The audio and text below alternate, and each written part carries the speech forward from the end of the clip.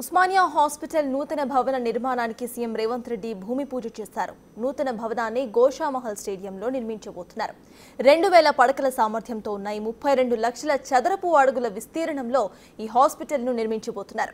26 ఎకరాల విస్తీర్ణంలో రూపుదిద్దుకోబోతున్న భవనం కార్పొరేట్ హాస్పిటల్స్ ను తలదన్నేలా నిర్మించాలని నిర్ణయం తీసుకున్నారు. ఇక భవన నిర్మాణానికి సుమారు 2500 కోట్ల నుంచి 2700 కోట్ల వరకు వ్యయం కాబోతోందనేది అంచనా.